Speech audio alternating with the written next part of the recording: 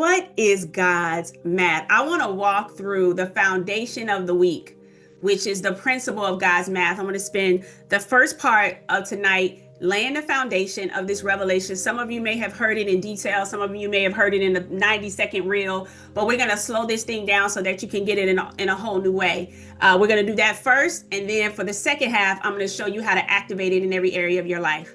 That's going to keep us busy for this whole evening. Okay, that's going to keep us busy. So let's talk about what is God's math. The first thing I think we need to understand is our authority and the benefits that we already get from just being a kingdom baby.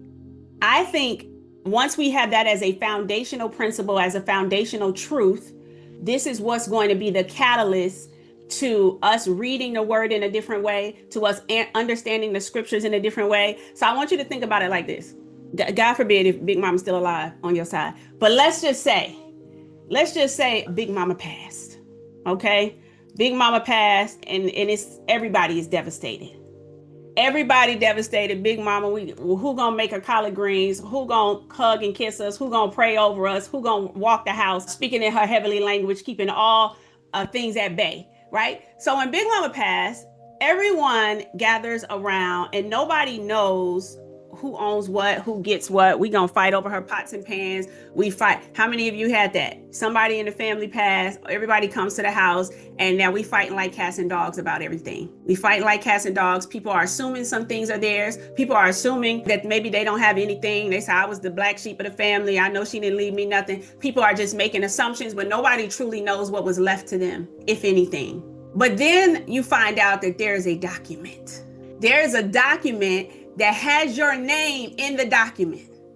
And in the document, it clearly states what you are a benefactor of. It clearly states what is assigned for you to get. I want you to understand that if that document exists, and it listed you as a beneficiary, that means you are going to inherit whatever is in that document, and can't nobody play with you because it has your name right there in black and white. Now, a lot of people are familiar with a will, but there's something even more secure than a will. It's called a trust. A trust, it doesn't have to go through court. A trust is so secure that all you have to do is open up the trust and look and see what's rightfully yours. You just read there and see what's rightfully yours. And then all of a sudden, you know what you get. But there's a thing, you might have to read the fine print. 5 years ago, God started talking to me about partnerships. Deuteronomy 32:30 tells me that one can chase 1,000, but two can put 10,000 to flight. And the Hebrew definition of flight means to cause to disappear. It is with that revelation that I said, God, your math, it disrupts. It breaks the rules. It's mind-boggling.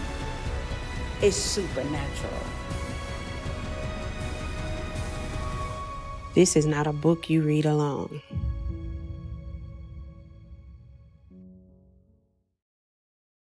You might have to read the fine print because there may be some things you need to do to get access to the things in the trust. Okay, are we following? We following? Now, my job is to show you that there's no difference than the trust that we understand in the natural than this right here.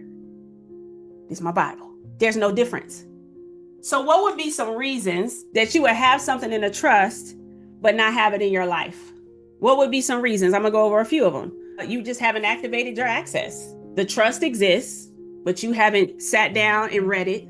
Holy Spirit, by definition, says he's your legal assistant. You haven't sat down and read it with your legal team and reviewed what you actually have access to. So what you have is laying on a page that you have never read and had a revelation about so that you can now have access to it. That might just be the simplest way that most of us live in turmoil when we don't have to, because we have access to benefits as an heir of the kingdom and we don't unlock them by reading them and applying them to our life. So that's the first thing. Second thing might be there might be a legal hindrance. Might be a legal hindrance of why you have not received the benefits in the trust. Don't you worry your pretty little head. We're going to spend all Wednesday evening talking about that. Okay. Third thing might be there's unfulfilled terms. The trust says you can get X, Y, and Z as long as you do A, B, and C, and you have not done A, B, and C. And the trust clearly dictates what you have to do to unlock what you need to get. So from this point forward, let's just all agree, yes, this is a book of history. Yes, it brings hope and comfort. Yes, it's the place we go when we need to hear a word of the Lord. But this is also a place that unlocks your benefits. But the problem with it being something that unlocks your benefits is that you cannot have something that you don't understand. If I read it and I don't understand it, or I don't know how to interpret it, then there's no way I can take it from the page and put it in my life. Okay, so I'm going to spend the second half showing you how to do that. But the very first thing I'm going to talk to you about is one of the things that I just noticed in the trust. Okay, and since we all siblings, you guys get access too. So siblings, gather around. Okay, gather around, siblings, because I noticed something in Daddy's trust that I feel like people don't talk about enough. And I said, I got to make sure all my brothers and sisters get access to what's in this thing because it was so good to me. So let's spend a little quality time reviewing this trust and unlock these benefits on it's just a few clauses, y'all, in the trust. Trust is huge. Y'all see how big the trust is? Trust is huge. We just gonna spend some time with a few clauses in the trust that most people don't talk about. And I want to talk about the power of two. It's right here. We have access to it. Big sis, little sis, depending on your age, has unlocked some revelation here that I'm just going to share with all my siblings so that you can activate it in your life as well.